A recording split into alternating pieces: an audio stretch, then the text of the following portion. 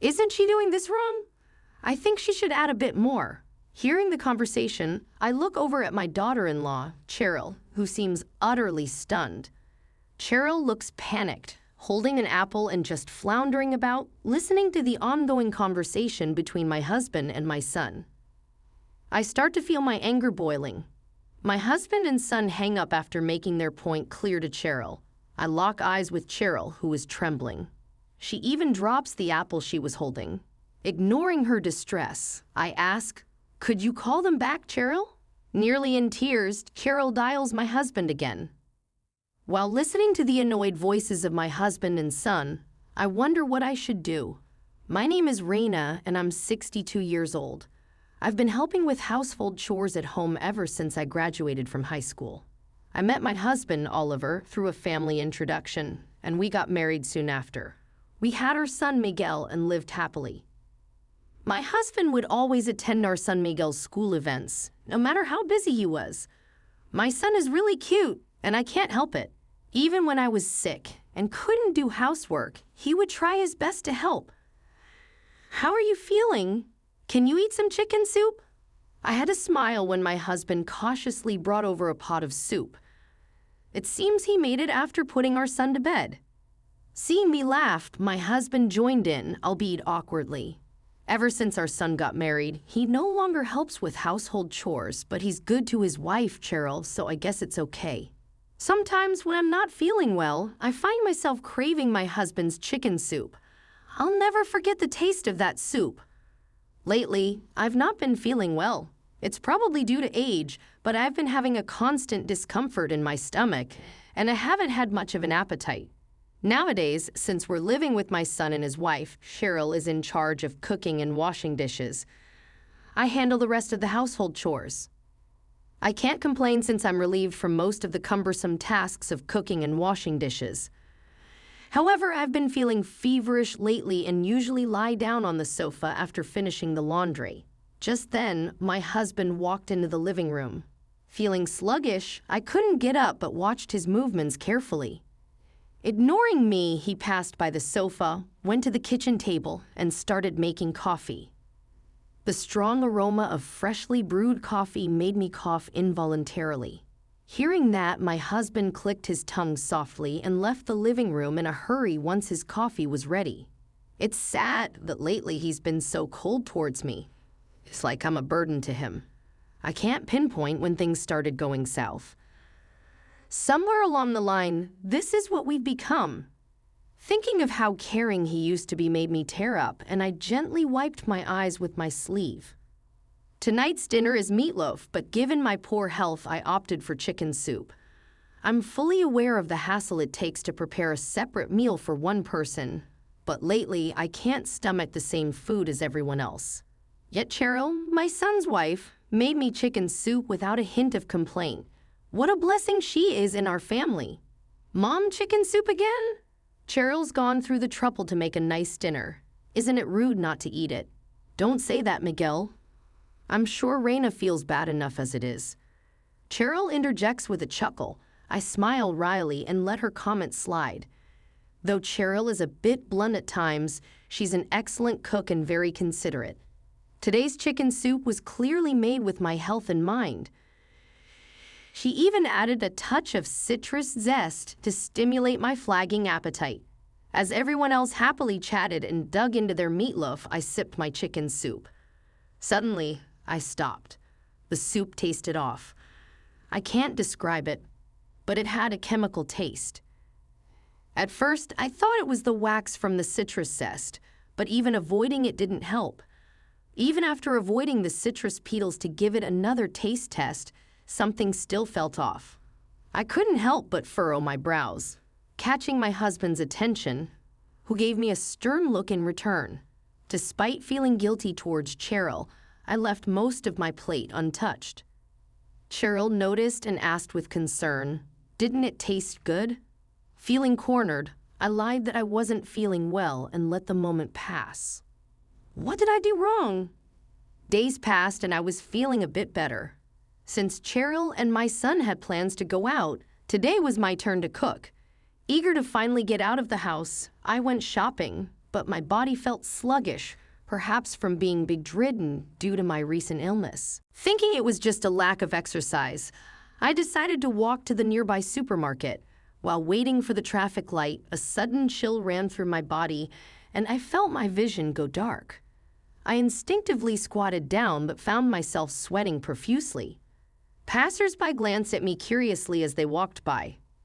I couldn't move from the spot, clutching my collar tightly, hearing the distant commotion of people and an ambulance siren until I eventually lost consciousness. When I regained it, I was staring at a white ceiling. I was in a hospital room. Apparently, I had collapsed on the way to the store and had been brought in by an ambulance. "Oh, Raina, you're awake." Turning towards the voice, I saw Cheryl standing by my bed. I tried to respond, but my body was uncooperative. For that, I couldn't be more grateful to Cheryl, who showed no signs of annoyance.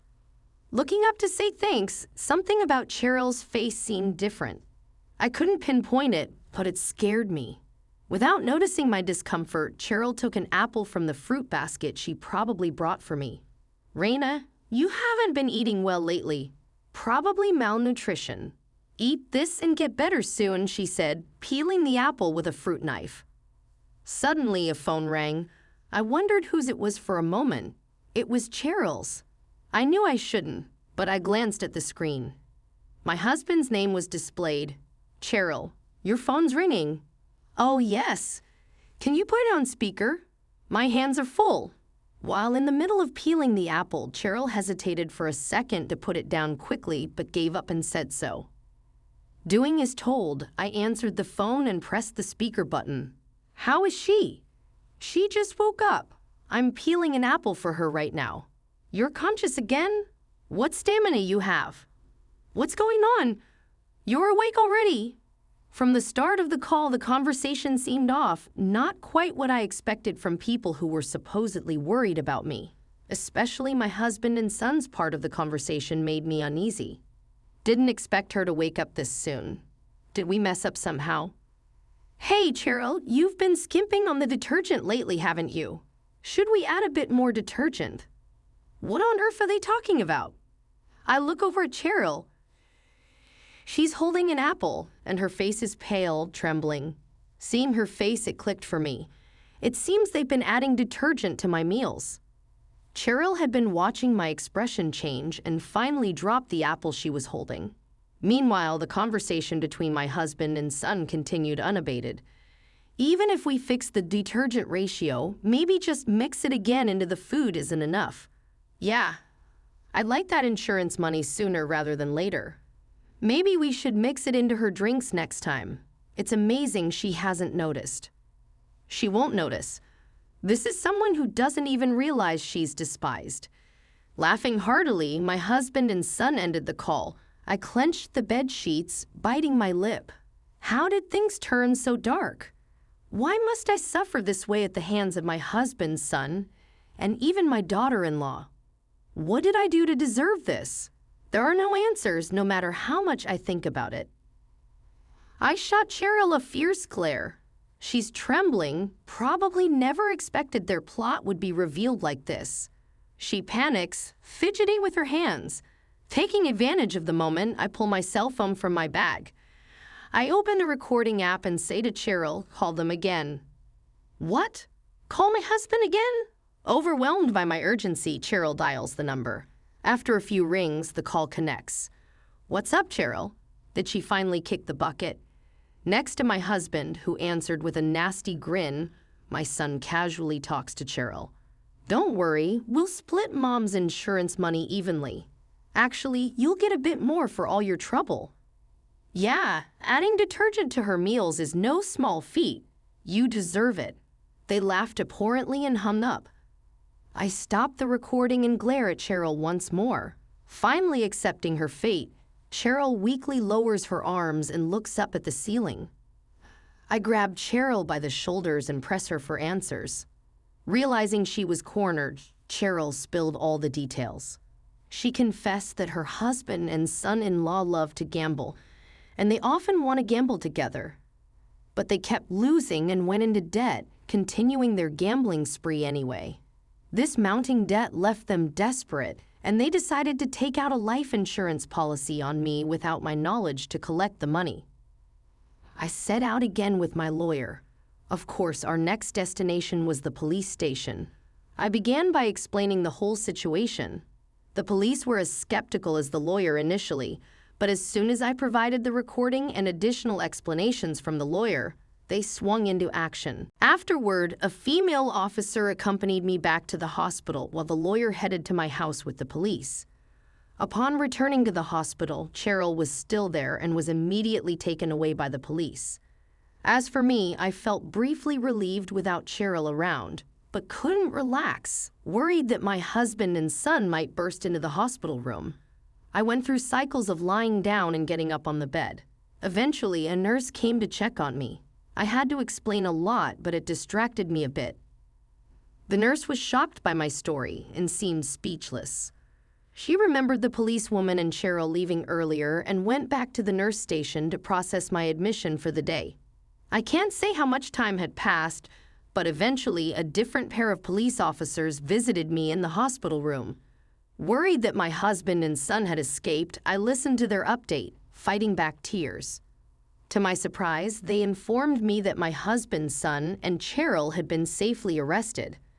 When the police initially entered my home, neither my husband nor my son were present, leading them to suspect they had fled.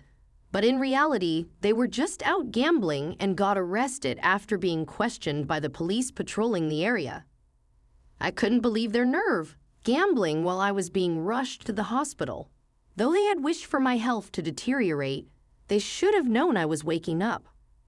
Their casual attitude really infuriated me, but their recklessness led to their swift arrest, so I guess there's no use complaining now. In the end, my husband's son and Cheryl were charged with attempted murder. On top of that, my husband was served divorce papers from me through my lawyer. At first, he opposed the divorce, but after hearing the sum of the damages, he agreed to all my conditions, including transferring the house into my name in exchange for a lower settlement. As for my son and Cheryl, with my son in jail, I seized the opportunity to sever all family ties through a legal affidavit. No more financial support, period. Even if he's released, I'm treating him like a complete stranger. As for Cheryl, I told her parents everything.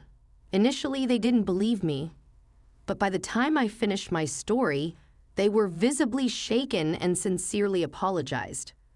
Unexpectedly, Cheryl's mother left the room and returned with a thick envelope. Inside the envelope was $50,000. As I stood there in disbelief, they both continued to apologize profusely. It seemed like they intended this as compensation. I tried to decline several times, but they insisted, almost in tears, that I should accept it. So I finally did. Time passed, and I found myself back in good spirits. The spacious house, now devoid of people, allowed me to live my life without compromise. And yes, I could finally eat whatever I liked without worrying. Since that incident, I think I've become a bit of a germaphobe. When doing the dishes, I minimize the use of soap. I still think it's a waste of water, but I make sure to thoroughly rinse off any soap. It's not just for dishes. I extend this habit to showering and laundry too. If I don't, I hesitate to even put things in my mouth or on my body. While my husband, son, and Cheryl are certainly to blame for this change, I think I'll gradually get better because they're not in my house anymore. I have the freedom to live as I please. Some may think I'm emotionally scarred, but from my perspective, I feel utterly relieved and refreshed. I switched to a new cell phone. The incriminating voice recordings have been turned over to the police, and honestly, just keeping that phone would have felt disgusting. As I think about the freedom my new phone represents, I'm motivated to try things I've never dared before. Maybe I'll get into the trending world of cooking live streams. This plan started 2 years ago, but there are various conditions for an insurance payout. The quickest, surefire way to meet them was if I became ill. Though they apparently came up with a scheme to slowly poison me by mixing detergent into my food. Now that she mentioned it, about 2 years ago, Cheryl suddenly started taking over meal preparation. At first, I offered to help, But Cheryl was strongly against it, so I let her handle it. No wonder she was so opposed. If I helped with the meals, it would be difficult to mix detergent into my plate only. And if caught, the whole plan would fall apart. Then Cheryl dropped another bombshell. The masterminds behind this plan were Oliver and Miguel. They both assured me it would work. After hearing this, I couldn't stay put. Pretending to go to the bathroom, I slipped out of the hospital. Initially, I thought about going home and giving my husband and son a piece of my mind, but that wouldn't satisfy me. So I decided on another course of action. I immediately sought out a lawyer after leaving the hospital. Luckily, it didn't take much time to find a law office, and I quickly went in and explained my situation. The lawyer was skeptical at first, but after I played the recording from earlier, his expression changed dramatically. He had advised me to contact the police, but I told him there was something else I wanted to do first, and we proceeded with the necessary paperwork with everything in place except what I needed from my husband.